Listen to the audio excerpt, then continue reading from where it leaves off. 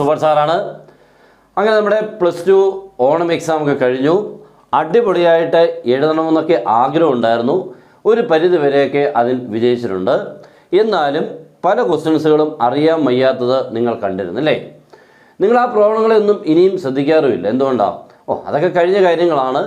ഇനി നമുക്ക് അടുത്ത ടൈമിലോട്ട് പോകാം. പക്ഷേ ഒരു കാര്യം ശ്രദ്ധിക്കുക, ഇപ്പോൾ നമുക്ക് ഓണം എക്സാമിന് ടഫായിട്ട് വന്ന ക്വസ്റ്റ്യൻസുകൾ നിങ്ങൾ ശ്രദ്ധിക്കണം. അതൊക്കെ ഇനി എക്സാമിന് വരാൻ സാധ്യതയുള്ളതാണ്. പല സ്കൂളുകളിലും പല രീതിക്കുള്ള ക്വസ്റ്റ്യൻ പേപ്പറാണ് നടന്നത്. അല്ലാതെ എല്ലായിടത്തും മീൻസ് കേരളത്തിൽ മുഴുവനും ഒരൊറ്റ ക്വസ്റ്റ്യൻ പേപ്പർ അല്ലായിരുന്നു. 2 വർഷം മുമ്പ് വരെ അങ്ങനെയായിരുന്നു. കഴിഞ്ഞ വർഷം തൊട്ട് അതിന് മാറ്റം വന്നു. പക്ഷേ ആ മാറ്റം വന്നതിൻ്റെ കുഴപ്പങ്ങളൊക്കെ ഉണ്ട്. എല്ലായിടത്തും ഒരേപോലുള്ള നമ്മുടെ പബ്ലിക് എക്സാം മോഡലുള്ള ക്വസ്റ്റ്യൻ പേപ്പറാണ് സാധാരണ വന്നുകൊണ്ടിരുന്നത്.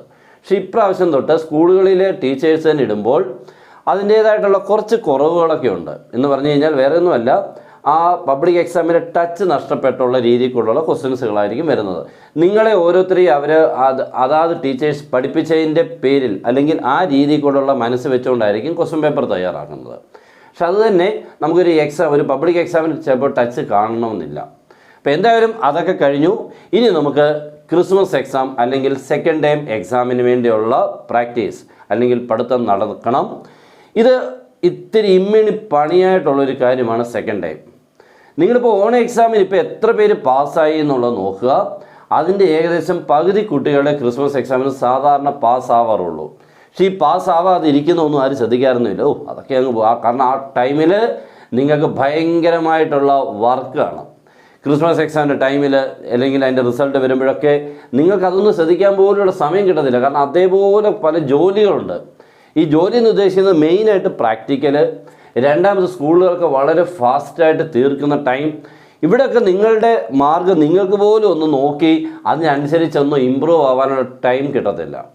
അതുകൊണ്ട് ഇപ്പോൾ നിങ്ങൾ പഠിച്ച് തുടങ്ങുകയാണെങ്കിൽ മീൻസ് നല്ല രീതിയിൽ കൂടെ പഠിക്കുകയാണെങ്കിൽ ഒരു പരിധി വരെ തോൽവിയിൽ നിന്നും രക്ഷപ്പെടാം, ഇല്ലെങ്കിൽ നല്ല മാർഗിലോട്ട് എത്തിപ്പെടാനുള്ള സാധ്യതയുണ്ട്.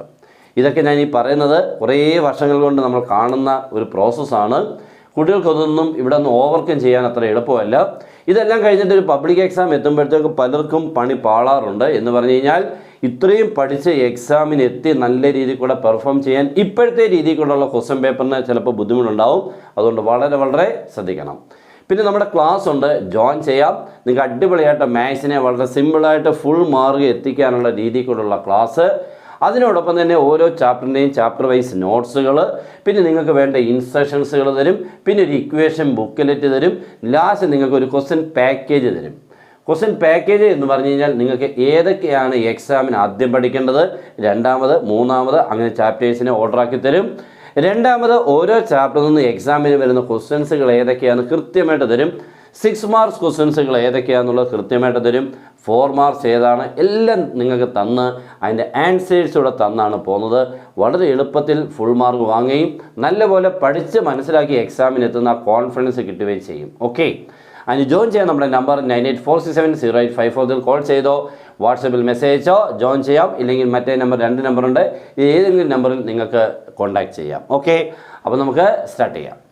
നമ്മുടെ സെക്കൻഡ് ടൈമിൽ പഠിക്കാനുള്ള ചാപ്റ്റേഴ്സുകൾ എന്ന് പറഞ്ഞാൽ നമുക്കിനി ഫസ്റ്റ് ടെക്സ്റ്റ് ബുക്കിൽ ഒരൊറ്റ ഒരെണ്ണം കൂടെ പഠിക്കാനുള്ളൂ. നിങ്ങൾ ഫസ്റ്റ് ടെക്സ്റ്റ് ബുക്കിൽ 6 ചാപ്റ്റേഴ്സ് ഉണ്ടായിരുന്നത്, അല്ലെ 5 എണ്ണം നിങ്ങൾക്ക് തീർന്നു. കണ്ടിന്യൂറ്റി ആൻഡ് ഡെറിവേറ്റീവ്സ് അല്ലെങ്കിൽ ഡിഫറൻസിയേഷൻ അല്ലെങ്കിൽ ഡിഫറൻഷ്യബിലിറ്റി അതായിരുന്നു കഴിഞ്ഞത്. ഇനി നമുക്ക് പഠിക്കാനുള്ളത് ആപ്ലിക്കേഷൻസ് ഓഫ് ഡെറിവേറ്റീവ്സ്. ഇതാണ് നിങ്ങൾക്ക് ഫസ്റ്റ് ടെക്സ്റ്റ് ബുക്കിൽ നിന്ന് ഇനിയും പഠിക്കാനുള്ളത്. ടെക്സ്റ്റ് ബുക്കിലെ 6th ചാപ്റ്ററാണ് കേട്ടോ. ഇതാണ് നിങ്ങൾക്ക് ആദ്യം പഠിക്കാനുള്ളത്. ഈ ആപ്ലിക്കേഷൻസ് എന്ന് കേൾക്കുമ്പോഴേ ഓർത്തോണം, അത്ര രസകരമായിട്ടുള്ളതല്ല. അപ്പോൾ സ്റ്റാർട്ടിങ് തന്നെ ഇത്തിരി ബുദ്ധിമുട്ട് തന്നെയാണ്. ഈ ആപ്ലിക്കേഷൻ എന്ന് പറയുമ്പോൾ നിങ്ങൾക്ക് ഇതിനകത്ത് മുഴുവൻ വേർഡ് പ്രോബ്ലംസുകളാണ് കൂടുതലും. അല്ല, സാധാരണ നമുക്കിപ്പോൾ y തന്നോ ഡെറിവേറ്റീവ് കണ്ടുപിടിക്കുന്ന ഫസ്റ്റ് ടൈമിലെ പോലെയല്ല. ഈ ഡെറിവേറ്റീവിൻ്റെ ഉപയോഗങ്ങളെ ഓരോരുത്തടത്തും നമുക്കിവിടെ 3 ടോപ്പിക്കാണ് പഠിക്കാനുള്ളത്. നമ്മുടെ ടെക്സ്റ്റ് ബുക്കിൽ 5 എണ്ണം ഉണ്ട് കേട്ടോ. ഈ 5 എണ്ണത്തിലെ 2 എണ്ണവും ഡിലീറ്റഡ് ആണ്. 3 എണ്ണം നമുക്ക് എന്ത് ചെയ്യണം, പഠിക്കണം. അതിൽ ഒന്നാമത്തെ ടോപ്പിക്ക് എന്താണെന്ന് പറഞ്ഞാൽ റേറ്റ് ഓഫ് ചേഞ്ച് എന്ന് പറയുന്നൊരു ടോപ്പിക്കാണ് കേട്ടോ. Rate of change of quantities എന്ന് പറഞ്ഞാൽ ക്വാണ്ടിറ്റീസുകളുടെ റേറ്റ് ഓഫ് ചേഞ്ച് ആണ്. അത് ഇത്തിരി കുഴപ്പമില്ലാത്തൊരു ടോപ്പിക്കാണ്, വലിയ ബുദ്ധിമുട്ടൊന്നുമില്ല. ഏകദേശം ഒരു 10 ചോദ്യം പഠിക്കണം. രണ്ടാമത് പഠിക്കേണ്ടതാണ് ഇൻക്രീസിങ് ആൻഡ് ഡിക്രീസിങ് ഫങ്ഷൻസ്. ഇത് ഇത്തിരി പ്രശ്നമൊക്കെ തന്നെ ഉണ്ട്. ഇതിൻ്റെ ഒരു പ്രശ്നം എന്ന് പറഞ്ഞു കഴിഞ്ഞാൽ പ്രാക്ടിക്കൽ ബേസ്ഡ് ആയിട്ടുള്ള ക്വസ്റ്റ്യൻസുകൾ നിങ്ങൾക്ക് പ്രതീക്ഷിക്കാം. ടെക്സ്റ്റ് ബുക്കിലെ മാതിരി നിങ്ങൾക്ക് ഇവിടെ നിന്ന് കിട്ടണമെന്നില്ല, പക്ഷേ ഇവിടുന്ന് കിട്ടും. ഇവിടുന്ന് അത് കിട്ടണമെന്നില്ല, മിക്കവാറും അത് പ്രാക്ടിക്കൽ ബേസ്ഡ് ആയിരിക്കും. അതുകൊണ്ട് ആ രീതിയിലുള്ള ക്വസ്റ്റ്യൻസുകൾ നിങ്ങൾ പ്രാക്ടീസ് ചെയ്യണം. അങ്ങനെ ടെക്സ്റ്റ് ബുക്കിലെ കുറേ പ്രോബ്ലംസുകൾ തിയറിറ്റിക്കലായിട്ട് ചെയ്തിട്ട് പോയി കഴിഞ്ഞാൽ എക്സാമിന് എത്തുമ്പോൾ അതൊന്നും ചിലപ്പോൾ കാണണമെന്നില്ല. അതുകൊണ്ട് വളരെ ശ്രദ്ധിക്കണം. നമ്മൾ അതിൻ്റെയൊക്കെ ക്ലാസ്സുകൾ സെപ്പറേറ്റ് തരും. ഓക്കെ. പിന്നെ മൂന്നാമത് പഠിക്കാനുള്ളത് അതിനും പ്രശ്നക്കാരനാണ് മാക്സിമ ആൻഡ് മിനിമ. ഈ 3 ടോപ്പിക്കുകളാണ് നമുക്ക് ഈ ചാപ്റ്ററിൽ നിന്നും പഠിക്കാനുള്ള സെക്കൻഡ് ടൈം. ഫസ്റ്റ് ചാപ്റ്റർ ആപ്ലിക്കേഷൻസിനുള്ളിൽ നിന്നും 3 എണ്ണമാണ്. ഈ മാക്സിമം മിനിമയ്ക്കകത്ത് ഇത്തിരി വലിയ ക്വസ്റ്റ്യൻസുകളുണ്ട് കേട്ടോ. അത് ചിലപ്പോൾ 3 മാർക്സിൻ്റെയോ 4 മാർക്സിൻ്റെയോ സിംഗിൾ ക്വസ്റ്റ്യൻ പ്രതീക്ഷിക്കാം. അതും പ്രാക്ടിക്കൽ ബേസ്ഡിനുള്ളിൽ ഇമ്പോർട്ടൻ്റ് ആണ്. അപ്പോൾ ഇത് രണ്ടും നിങ്ങൾ ശ്രദ്ധിക്കേണ്ടത് പ്രാക്ടിക്കൽ ബേസ്ഡ് പ്രോബ്ലംസുകളുടെ വളരെ ഇമ്പോർട്ടൻ്റ് ആയിട്ടുള്ള 2 ടോപ്പിക്കാണ്. ഈവൻ മാത്രം ചിലപ്പോൾ അങ്ങനെ വരണമെന്നില്ല. ഓക്കെ. ഈ സെക്കൻഡ് ടെക്സ്റ്റ് ബുക്കിൽ നിന്ന് ആദ്യം പഠിക്കാനുള്ള നമ്മുടെ ടെക്സ്റ്റ് ബുക്കിൽ 7ാമത്തെ ചാപ്റ്ററാണ്. എല്ലാവർക്കും പ്രിയങ്കരനായിട്ടൊന്നും ഞാൻ പറയുന്നില്ല, പക്ഷേ ഏറ്റവും ഇമ്പോർട്ടൻ്റ് ആയിട്ടുള്ള മാത്സിലെ ഒരു ടോപ്പിക്കാണ് ഇൻ്റഗ്രേഷൻ. ഓക്കെ. ഇവനെ പഠിച്ചെടുക്കുക എന്ന് പറഞ്ഞാൽ അത്ര ഈസി അല്ല. അപ്പോൾ നിങ്ങൾ പഠിക്കാൻ തുടങ്ങുമ്പോൾ സ്കൂളിലൊക്കെ പഠിപ്പിച്ച് തുടങ്ങുമ്പോൾ നിങ്ങളായിരിക്കും നമ്മൾ ഈ പറയുന്ന ബുദ്ധിമുട്ടൊന്നും ഇവിടെ ഇല്ലല്ലോ. പലരും പറഞ്ഞ് പേടിപ്പിച്ചേക്കുക, ഇൻ്റഗ്രേഷൻ ഭയങ്കര ടഫാണ്, ചെയ്യാൻ പറ്റത്തില്ല, തോറ്റുപോകും. നമ്മളതിൻ്റെ റിയാലിറ്റി മനസ്സിലാക്കാതായിരിക്കും ആ സമയത്ത് സംസാരിക്കുന്നത്. ഇവനെ പഠിച്ചെടുക്കുക എന്ന് പറഞ്ഞാൽ നിങ്ങളെ പഠിപ്പിക്കുന്ന ചോദ്യങ്ങൾ നിങ്ങൾക്ക് ഈസി ആയിട്ട് പോകുന്നതേ ഉള്ളൂ. നിങ്ങൾക്കിപ്പോൾ ഒരു ഇന്നത് തന്നു, അതിന് ഇൻ്റഗ്രേറ്റ് ചെയ്യുക, നമുക്ക് ഡിഫറൻഷ്യേറ്റ് ചെയ്യുക എന്ന് പറഞ്ഞ പോലെ ഇൻ്റഗ്രേറ്റ് ചെയ്യാവുന്നതാണ്. ബുദ്ധിമുട്ടൊന്നുമില്ല, ഫോർമുല പഠിച്ചാൽ ചെയ്യാം. നിങ്ങളെ പഠിപ്പിച്ച ചോദ്യങ്ങൾ പക്ഷേ നിങ്ങൾക്ക് അറിയാവുന്ന മീൻസ് നിങ്ങൾക്ക് ചെയ്യേണ്ട കുറേ ക്വസ്റ്റ്യൻസുകൾ ഇതിൻ്റെ അപ്പുറത്ത് ഇഷ്ടം പോലെയുണ്ട് എക്സാമിന് വരുന്നതും. അവരെയൊന്നും നമുക്ക് ചെയ്യാൻ അങ്ങോട്ട് പറ്റത്തുമില്ല. അപ്പോൾ ഈ നമ്മളെ പഠിപ്പിക്കുന്ന ചെറിയ ചോദ്യങ്ങൾ മാത്രം ഇത്തിരി ഈസി ആയിട്ട് തോന്നുന്നു പറഞ്ഞുകൊണ്ട് ഇൻ്റഗ്രേഷൻ ഒരിക്കലും ഈസിയാണ് നമ്മൾ ഒരിക്കലും കരുതണ്ട. അവൻ്റെ നേച്ചർ അങ്ങനെയാണ്. അത് പഠിച്ച് വരുമ്പോൾ മാത്രമേ നമുക്ക് പറയാൻ പറ്റുള്ളൂ. ഞാൻ എത്ര പറഞ്ഞാലും നിങ്ങൾക്ക് അതിൻ്റെ റിയാലിറ്റി മനസ്സിലാകത്തില്ല. അവനെ കണ്ട് തന്നെ പഠിക്കണം. ഇതിനൊരു പ്രത്യേകത എന്ന് പറഞ്ഞു കഴിഞ്ഞാൽ കുറേ ടോപ്പിക്സുകളുണ്ട്, കുറേ എക്സസൈസ് ഉണ്ട്. അല്ലാതെ 1, 2, 3 അല്ല, ഏകദേശം എൻ്റെ നോട്ടത്തിൽ ഒരു 7, 8 എക്സസൈസ് നിങ്ങൾക്ക് പഠിക്കാനുണ്ട്. എന്താണ് അതിനുള്ളിൽ പഠിക്കുന്നത് പറഞ്ഞാൽ ഡിഫറെൻ്റ് ആയിട്ടുള്ള ഫങ്ഷൻസുകളെ ഇൻ്റഗ്രേറ്റ് ചെയ്യാനുള്ള ബേസിക് ആയിട്ടുള്ള കുറേ റിസൾട്ടുകളും അതിൻ്റെ കുറേ പ്രോബ്ലംസുകളുമാണ്. അപ്പോൾ ഇവനെ നിങ്ങൾ നല്ല പോലെ അടിപൊളിയായിട്ട് പഠിച്ചോളണം. കാരണം നിങ്ങളിനി ഏത് ഹയർ കോഴ്സിന് പോയാലും മാത്സ് ഓറിയൻറ്റഡ് ആയിട്ടുള്ളെങ്കിൽ പോകുന്നെങ്കിൽ അപ്പോൾ നിങ്ങൾ ഞാൻ മാത്സിന് പോകുന്നില്ല, മാത്സിന് പോവാതെ ഒരു പറ്റം കുട്ടികൾക്ക് ഒരിക്കലും നമുക്ക് ജോലി. പിന്നെ കുറച്ച് പേർക്ക് നമുക്ക് മെഡിക്കൽ ഫീൽഡിലോട്ട് പോകാമെങ്കിലും മറ്റുള്ളവരെല്ലാം മാത്സ് ഓറിയൻറ്റഡ് ആയിട്ട് പോകാൻ പറ്റില്ല. ഇവിടെ വെച്ച് മാത്സ് നിർത്താൻ പറ്റില്ല. മാത്സ് നിർത്തിക്കൊണ്ട് രക്ഷപ്പെട്ട് വലിയ രീതിയിൽ കൂടെ അങ്ങ് ജോലി കിട്ടണമെന്ന് പ്രതീക്ഷിച്ചാൽ നടക്കത്തുമില്ല. അതുകൊണ്ട് നിങ്ങൾ മാത്സിനെ മുറുകെ പിടിച്ചോണം, അടിപൊളിയായിട്ട് പഠിച്ചോണം. ഇങ്ങനെ 1-2 ചാപ്റ്റേഴ്സിനെ കണ്ടുകൊണ്ട് മാത്സ് പാടാണെന്ന് നിങ്ങൾ വിചാരിക്കുകയും ചെയ്യേണ്ട. ഇവനെയൊക്കെ നമുക്ക് പതുക്കെ നമ്മുടെ കയ്യിലെത്തിക്കാം എന്ന് പറഞ്ഞാൽ ഉടനെ കയറി മെരുക്കി എടുക്കാൻ പറ്റില്ല. ഓക്കെ. നെക്സ്റ്റ് നമുക്ക് 8ാമത്തെ ചാപ്റ്റർ എന്ന് പറഞ്ഞാൽ ആപ്ലിക്കേഷൻസ് ഓഫ് ഡെഫിനിറ്റ് ഇൻ്റഗ്രൽ എന്നാണ് കേട്ടോ. Definite integral. ഇതിനുള്ളിൽ നമുക്ക് ഏകദേശം ഒരു എക്സസൈസോ അല്ലെങ്കിൽ 1.5 എക്സസൈസ് എന്ന് പറയാം, അത്രയുമേ പഠിക്കാനുള്ളൂ. ഇതിനുള്ളിൽ നമുക്ക് ഒരൊറ്റ കാര്യമേ പഠിക്കാനുള്ളൂ. പിന്നെ ക്വസ്റ്റ്യൻസുകൾ കുറച്ച് ഡിഫറെൻ്റ് ആയിട്ടുള്ള ഒത്തിരി ചോദ്യങ്ങളൊന്നും പഠിക്കേണ്ട. എൻ്റെ നോട്ടത്തിൽ ഈ ചാപ്റ്ററിൽ നിന്നും ഒരു 7 അല്ലെങ്കിൽ 8 ചോദ്യം മാക്സിമം പഠിച്ചാൽ മതി.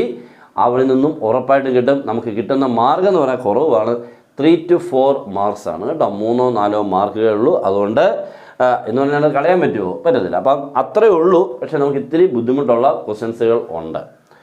നെക്സ്റ്റ് 9 വളരെ ഇമ്പോർട്ടൻറ്റ്, ഇവന്മാരെക്കാളും ഒക്കെ ഏറ്റവും ഇമ്പോർട്ടൻ്റ് ആയിട്ടുള്ള കാൽക്കുലേഷൻ ഒരെണ്ണമാണ് ഡിഫറൻഷ്യൽ ഇക്വേഷൻ. വളരെ ഇമ്പോർട്ടൻ്റ് ആണ്.